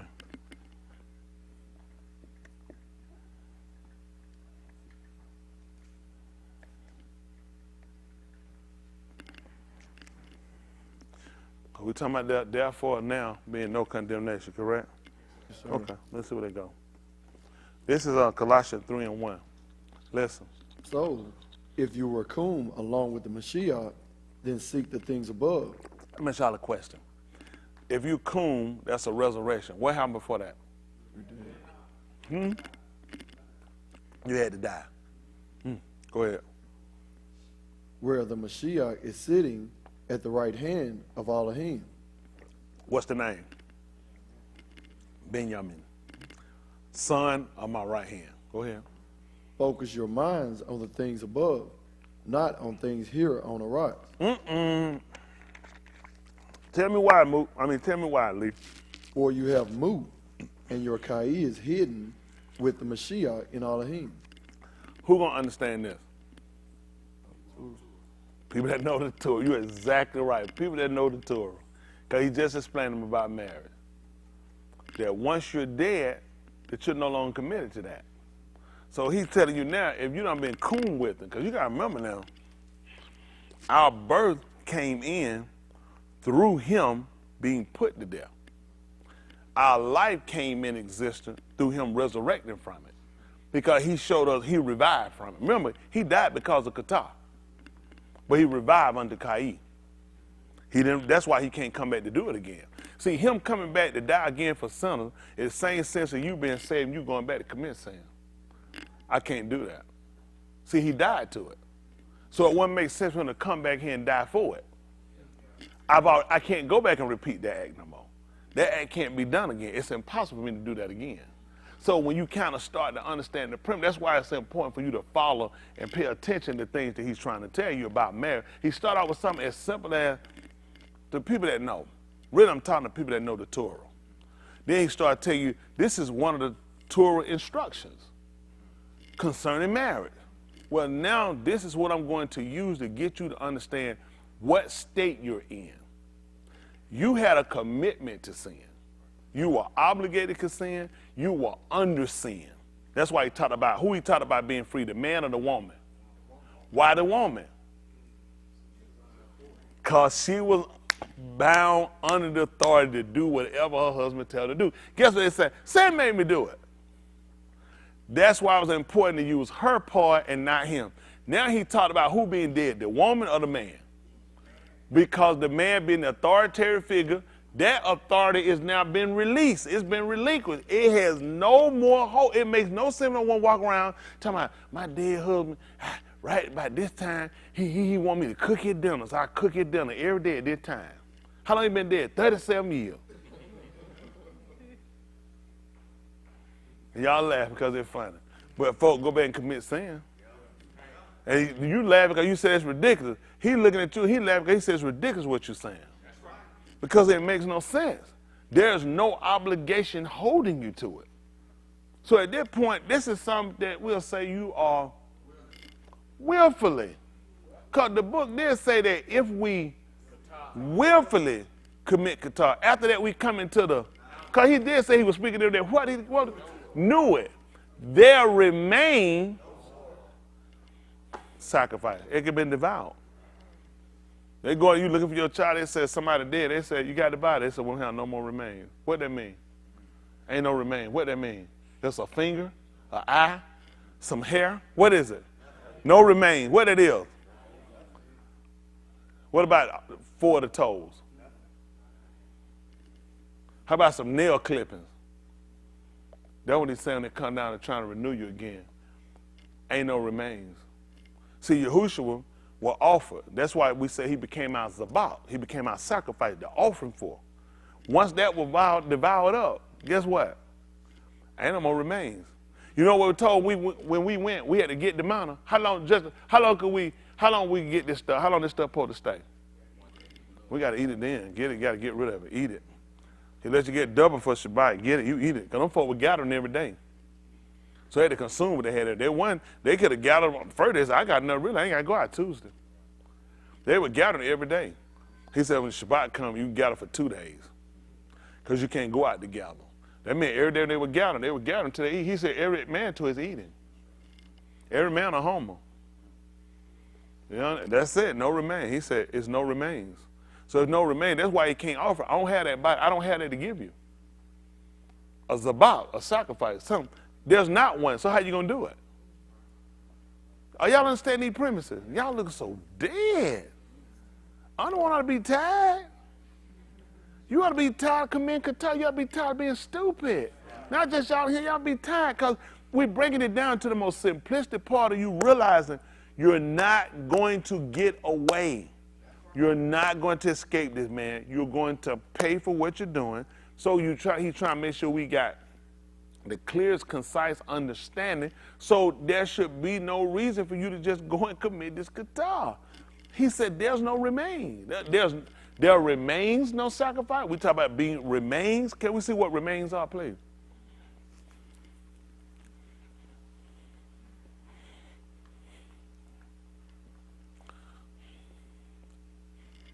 Let's see. Definition of remain. Basically like residue. Residue is a part remaining. Y'all pay attention to that? Okay. See, you don't pay attention why you shouldn't play. A person's body after move. That's what remains are. The parts left over after other parts have been removed. That's called remains. Used or destroyed. Remains. When you put no in it, not any. Remember that? He said there remains no more sacrifice for it. There's no more remains. There's nothing. In the 9th chapter of the book of Abari, they call Hebrew, he said, as it is appointed on the unashamed, after this, so the Mashiach was once offered to do what? You ain't gonna believe it. That's why he can't do it the second time. Ain't no remains. He didn't leave no remains where he could say, keep doing it, I just go do it again. That's it. After that, he took him up. So what you gonna offer? See, you got to understand that. What does that mean? There remains no more sacrifice. There's no more zabat. He said, I took it up. That means I left you nothing to offer again for this. Once you come into the knowledge was supposed to keep you. The knowledge of him was supposed to give you a clear sight of line. I can't do that. I'm not going to do that. And I'm not subject like I was before. Listen, I was under sin all week. Fornication, adultery, I ain't had no power not to do that stuff. I was weak. I was under it. He knew that. That's what he said, listen, I'm going to kill the strong man. Yeah. He said, what I'm going to do, I'm going to take the strong man down. How many of y'all were weak to sin? How many of y'all now, you gathered your strength, now you can look at, but that's through knowledge. That's right. That's through knowledge. That's through conviction. That's through information to get us to the point of realizing now. But before we die, people don't realize that it's the knowledge. I got things to consider. I understand. It's like, I can see why it was so vague, because I didn't understand the premise. The marriage, the separation, having a zabah. Where's your sacrifice? He said, I didn't leave you one. I took it up from you. After we did this, he said, that's it. I took it up. You don't have no more sacrifice. He can't do it again. He purposely said it, they're going to be done one time. Just like, so you understand it. How many times can you die? He said, I'm appointing you once. He said, after this, the mosh pot. Well, these folk be coming here, oh yeah, my next life, I'm going to be doing the, no, you're not. It's appointing you one time. Your next life, you're going to be in the mosh pot. You're either going to be with Yahuwah or you're going to be burning. Those are the only two options you got. So now we have to look at the value of what we're doing. Hello? When old people in past time, the Kohan, the Kohanim, what they would call the priests, these people that would come and would take and offer the sacrifice, he was strict about what he would take.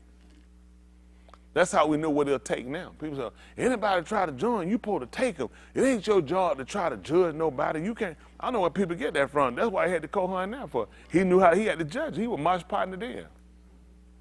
He knew the stipulations just like you did. No curved spine.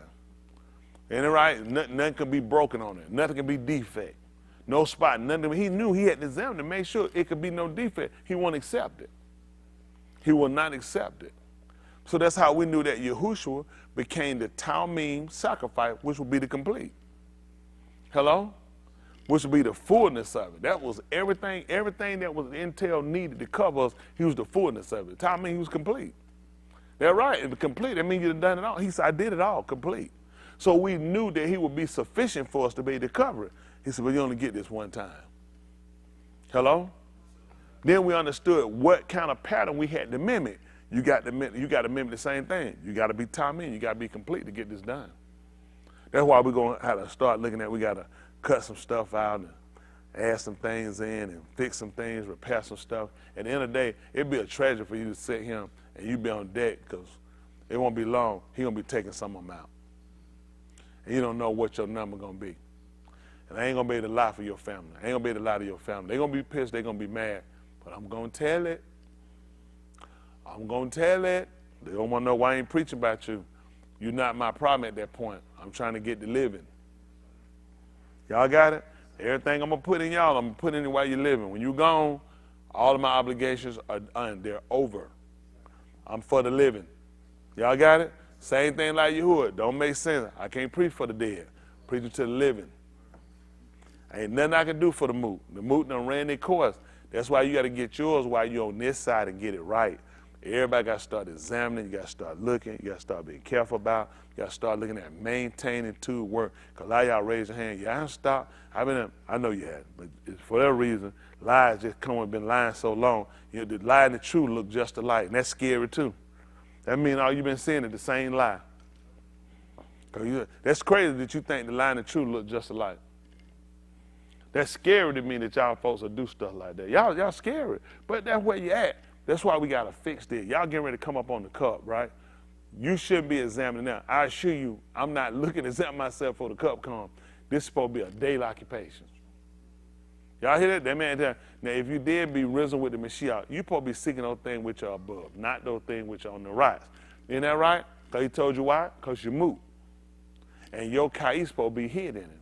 Now, when the Mashiach, who is your kai, when he shall appear, then we're supposed to appear with him in Kabul, in glory. So therefore, he wants you to do something. He wants you to be like what is an adverb. It modifies. Hello? It get more specific about situation. He wants you to modify your members. We got to get more direct about what we're doing, get right, concise, to the point on what we're trying to do. He wants you to modify your member, which point to rise. That's something we got to start doing. He started talking about everything, Ebook, this all kind of different stuff. There's a lot of stuff people let get them and go. I don't know why porn is a big thing these days.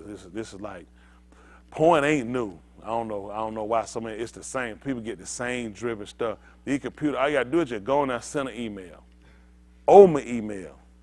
Close the done thing up. Stay away from windows. You don't need no windows. If you got windows on your computer, get curtains.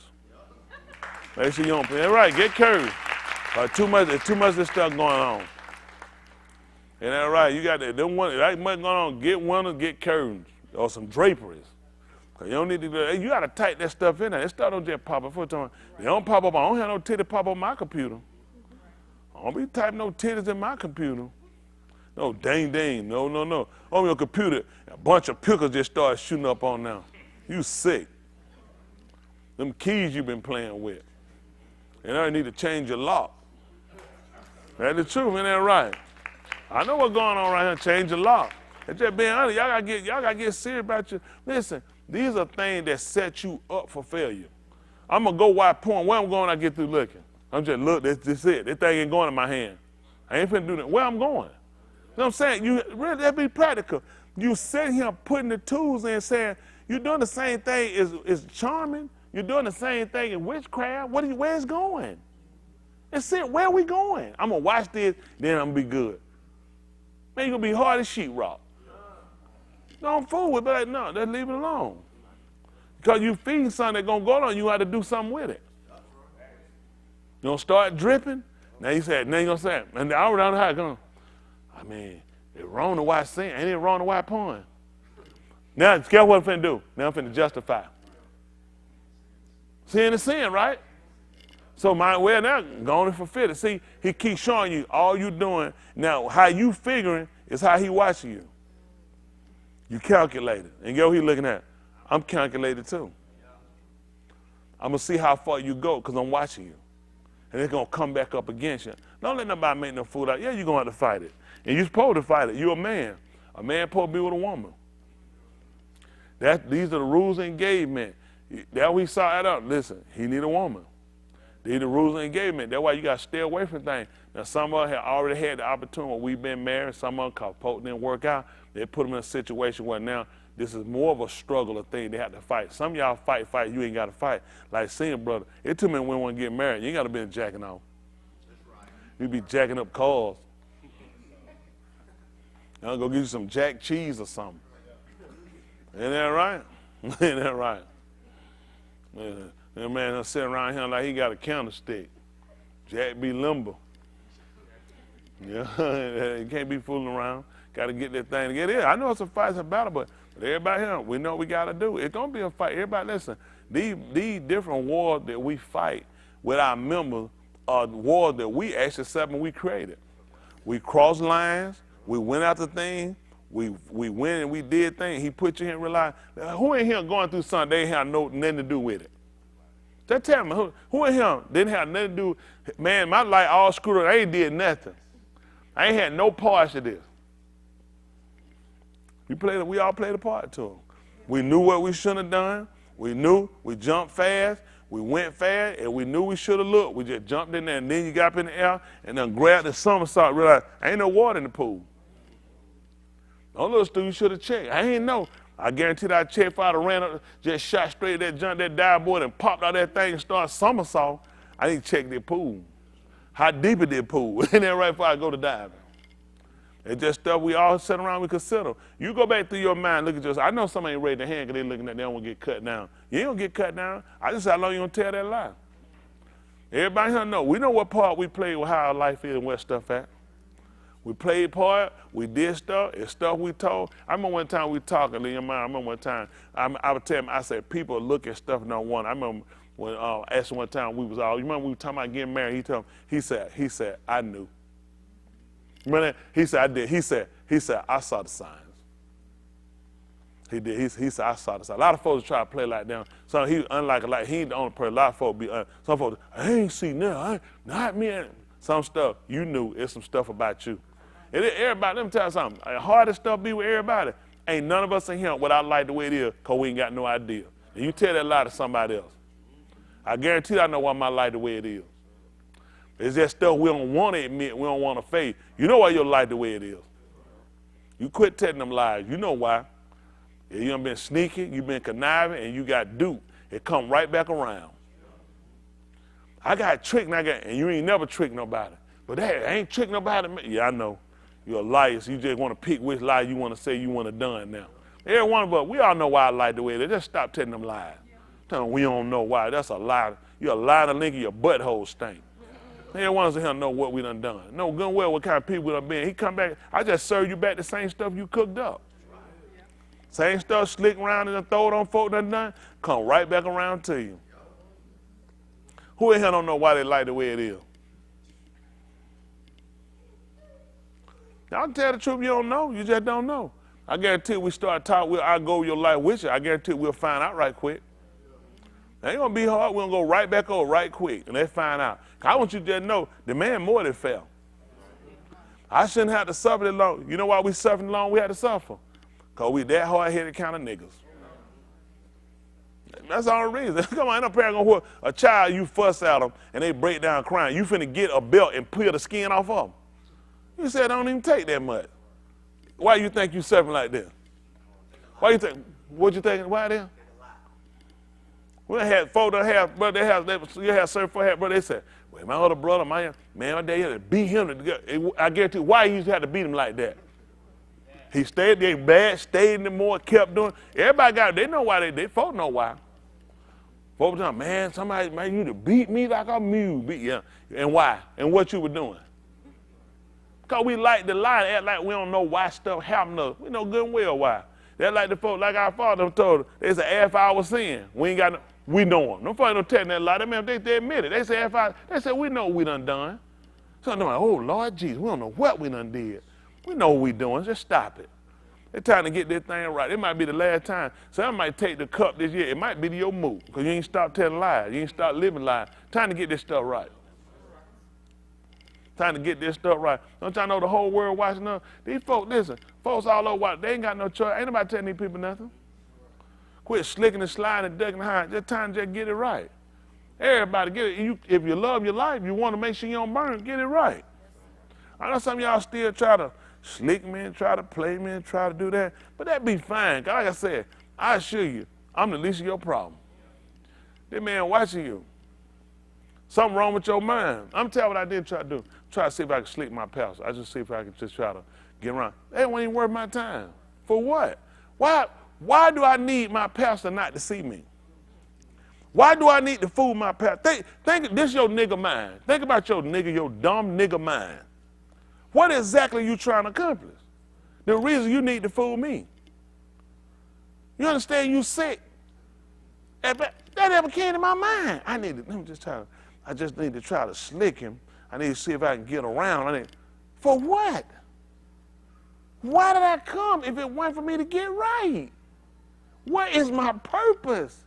That's scary. The fact at some point I ain't had enough of my stupidity, my stupid decisions, my boneheaded arrogance, and just dumb and stubborn that I'm trying to slick somebody that's supposed to be teaching me to save me. That's scary. And that in your mind will make you sit back and look at it. Nigga, you dangerous. He gonna kill you though. That's scary. You've been better than street playing. But they ain't safe out there. See, you don't want to play the man got you on both hands, because now you done been taught so you know. They ain't got to get you. Now you're going to try to run from what you don't know. I got to get you. I ain't going to run and try to stay him. I'm going to stay slick. I'm really going to get you. There's no way around it but to get it right. I'm just telling you, too much energy burnt, and you ain't accomplishing that. He only got you running and just burning yourself out because you're going to wind up dying later. Is it worth it? Is it worth it? To die and burn forever, is it worth it? Can anybody tell me, is it worth it? I know everybody saying, no, it ain't worth it. But let me ask you a question. Do your life say it ain't worth it? That's the real answer. Does your life say it ain't worth it? Because teeth and tongues say a lot. Does your life say it ain't worth it? And we're going to find that out in the mosh pot. In the mosh pot, it's going to tell it. All right? That's two.